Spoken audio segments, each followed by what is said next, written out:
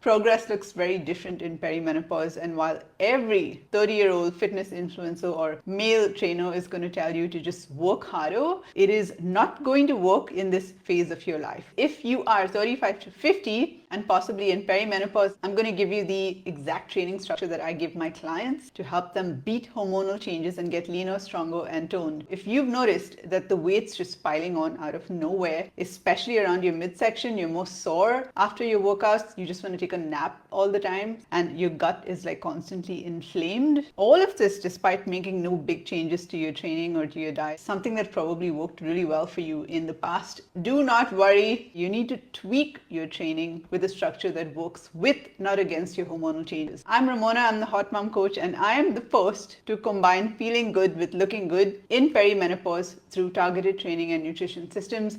I've helped hundreds of women get lean, toned, and confident, and I am here to share my secrets with you. Let's go. Why not just work harder? So think of it this way, okay? You've got a blender, you've used it for years, and now the blades of the blender are dull. And no matter how long you hold that button down, it just doesn't blend smooth anymore. And at some point, it's going to burn out, right? Just like that, in perimenopause, there is no point pushing your body to work harder if your hormones are just not sharp anymore. You're going to burn out. These are the most common mistakes that I see perimenopausal women make. One is thinking they need to work out longer and harder to combat those changes during perimenopause. And secondly, they just add a bunch of different exercises and things to their training, just hoping something sticks. But these are not only just stealing time from your life, they're making your recovery harder, they're driving your energy lower, and they're speeding up that midsection fat gain. So what do you focus on? 3 things. Number 1, cardio should complement your strength training, not run the show. So most women are going overboard, trying to keep their heart rate in a certain zone for extended periods of time to just burn calories. It's very easy to assume that you can just go faster and longer to burn more, but that's not building anything. It's just making you suffer. It's just making you sore and exhausted, and you're not going to have enough strength for your lifting sessions to push with intensity and build that muscle and shape that you're actually working towards, that you actually want. Does that mean that you won't build any muscle at all and you won't drop any fat if you're kind of lifting? You might, a little, but that's not our goal, right? Our goal is to maximize muscle as much as possible and make the fastest gains, because your age and hormones are now working against you. So your body is no more in this building growth phase, it's in a destroying phase. And that's why if you don't get this balance right, you're going to destroy even more, not build. Secondly is structure. Understanding what you need to do in every session. This is going to allow you to put in more effort into something that will actually make an improvement versus just leaving a workout like, I am drenched in sweat and I can barely walk, like a badge of honor. Having structure means that you can eventually build more muscle in all the right places while dropping fat, which is the goal. The third thing to focus on is progress, not perfection. Okay, disclaimer, this is not the holy grail routine. There is no perfect training plan that just works for everyone. I always get this question from women, should I train 3 times a week? Should I train 5 times a week? Look, if you're working 10 hours a day, you're raising a child, you're managing a household, that's going to be a very different answer from someone who just wakes up and focuses on training, like most influencers. But if you're working crazy hours, you're dealing with kids, and then you want to train for over an hour, and then you want to add cardio on top of that, and then you want to try to hit some step goal, you're going to burn out. It's just not sustainable. The main thing that I focus on with my clients is maximizing muscle gain in as little time as possible, and you can continue to adapt in whatever situation you're in to make that happen. Let's get to the training structure. So we've got 3 components, and the first one is, you guessed it, strength training. So the function of this is not just to build more muscle, but it is also to drop fat eventually, because it is way more efficient than cardio to drop fat. The muscle that you build by lifting weights, it speeds up your metabolism, it clears blood sugar faster, fights inflammation, improves your immunity. I stopped getting sick, seriously. And it improves your gut health as well. Everything that's declining in perimenopause. This is fundamentally like the most important training. It is the baseline, it is the foundation that everything is built on. Because with more muscle, when food enters your body, it just shuttles it to be used as fuel instead of just being stored as fat. I've noticed that my body just processes food very differently now with more muscle. So it also increases your metabolic rate, and that is how fast your body burns fat. So while your hormones are fighting to slow you down, muscle is revving up your body's fat burning engine. So what is the method? How do we do this? So we've got 3 to 4 strength sessions a week, 5 exercises and 3 sets more or less each.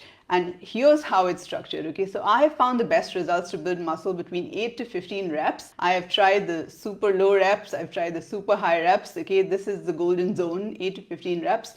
So you start with the big compound moves to work your whole muscular system, your whole skeletal system. So say for example, you've got squats, deadlifts, hip thrusts, all of these, you start that at 8 to 10 reps, and you would have longer rest periods for this for like 2 to 3 minutes so you can fully recover and just go all in on your next set. And by fully recover, I don't mean jumping around, doing jumping jacks, stuff like that. Okay, you recover properly. Then you follow that by areas that you want to target, like shoulders or glutes. So that's 10 to 12 reps. So you've got lunges, and you're only going to need about 60 seconds to 90 seconds rest here. And then you end that, the third part of that, with a pump. So that's like 12 to 15 reps. You can do like glute kickbacks. I do that with no rest on both sides. Or you could do like 30 to 45 seconds rest to just keep that blood flow going. Although my programs are structured specifically to areas that my clients need to work on, if you want to build like an hourglass shape along with strength, you have got to prioritize shoulders, back and glutes, okay, for that X frame, for that superhero bod. If you're doing 3 workouts a week, I personally like 1 lower, 1 upper, and then 1 full body.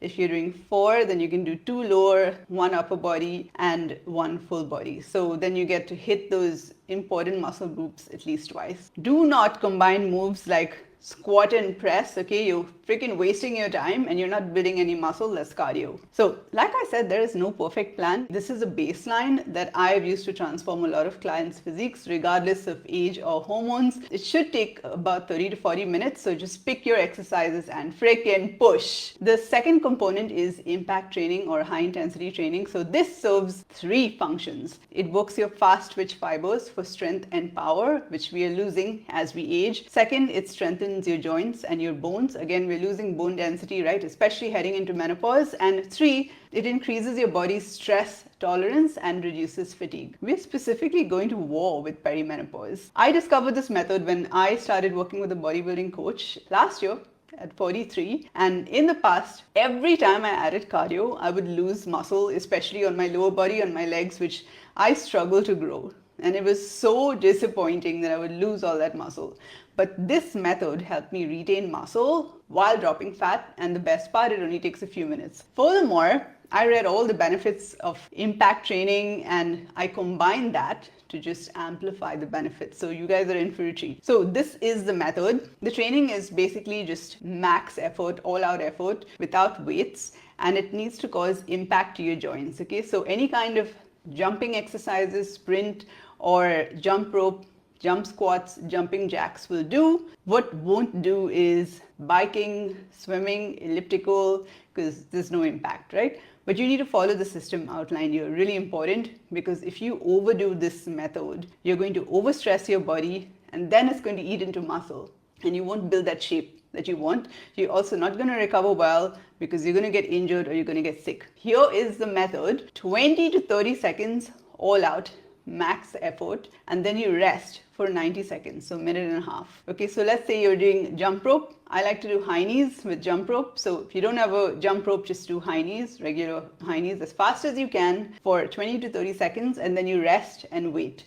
Don't try to do something else to fill the gap, okay? Just breathe, rest, because you want to fully recover so you can just go all in on the next round and hit hard. And you want to do this for a total of 4 rounds maximum. And you can do this whole thing once or twice a week. You can do it after an upper body session or on a rest day, but I would say don't do it after leg day, okay? Because you need to recover properly. This kind of training is a powerful tool to complement lifting and to support muscle growth. The third component is mobility training. The main function is to prepare and to enable your joints to take on heavier load safely, okay? Because that's where we are progressing. Because in perimenopause, we are more likely to suffer from soft tissue injury. And if you get injured, the worst part is our bodies are now even slower to recover. And in some cases, that injury you never fully recover from it. So this training kind of builds a force field to allow uninterrupted muscle building. The method that I like to use is just 5 minutes. 5 minutes before every workout, a couple of drills like 90-90 hip stretch, hip flexor stretches, and monkey mobilities. So if it's leg day, then lower body mobility work to open the hips, to stretch out the hamstrings. If you're doing upper body, then it's different, kinds of rotations for your shoulders and back. If it's full body, I like to typically do 2 upper and 2 lower body drills. Again, total of 5 minutes, that's all. And then on a rest day, this is optional but useful, around 10 minutes of full body mobility with different stretches and 2 core exercises. All right, you do not need to train your abs like crazy. I don't. You need to make mobility a fixed part of your routine if you're over 35. This is a big mistake I made in my journey. Lifting weights, you're going to get back pain and you're going to get shoulder pain if you're not doing your mobility work. So as you progress with lifting weights and using heavier loads, mobility training is going to support your joints. You're going to have a better range of motion. You're going to be less sore and you're going to recover faster. To summarize the components, okay, you're lifting heavy 3 to 4 times a week. Then you're doing about 8 minutes of high impact training once or twice a week, and then 5 minutes of mobility work before your workouts. The fact that you work hard is freaking awesome, but it is not what's going to get you results. So the way you build more muscle and you drop that fat, that stubborn perimenopause fat, is by structuring the work to get you better results in less time. So for someone who's doing 2 hours at the gym 5 days a week and then another 45 minutes to an hour of freaking cardio, you're basically doing all the right things, okay? You're here. And then you have these people who are still down there just working their asses off, throwing random shit from the internet together, but you're getting better results, okay? You're up here. And what makes you stand out as a woman in perimenopause with killer muscle tone is structured hard work and consistency. So let's talk a little bit about consistency. I have come across 2 women. One, I've seen women, they will just work their butts off 5 to 6 days a week and their body hits a point where they can't train anymore because they're just beat up and they're sore and they get injured and then they vanish for weeks or for months. The second type will manage the intensity and focus on the actual reason behind the training and the results that they want. So they can train more consistently at a better pace and get the best results. So training smarter, not harder. So which one are you? Let's assume you're the one who works smarter. Even if the first woman is working super hard and you're lagging behind, when woman number 1 gets injured and falls apart and takes months off, you're going to continue to grow. You're going to continue to make progress and you're going to outpace her. And you will continue to see results over time and not just have these massive benefits for a month and then fall off a freaking cliff when your body burns out. What I want you to take away from this is that structure as a baseline, but you need to understand that there are always more nuances with every woman's specific situation. Maybe you can't do squats or lunges because your knees are bad. Okay, maybe you can't jump. Maybe you can only train twice a week. You need to modify your plan. So depending on the situation, this isn't always going to be perfect, but this is a really good guideline to just help you get started, get you to understand how to structure these things together, and then just move on from there. You need a combination of all these 3 components to get the best results. So I want to wrap this up by saying that I appreciate you taking the time to watch this. I hope you got some value. So if you're looking for more help on how to structure your training, your food, send me a message on Instagram with the word toned on Hot Mom Project 40+, or send me an email at ramona@hotmomproject.com and we can have a chat about my coaching program and getting you to drop in midsection fat, build muscle faster and get that energy up.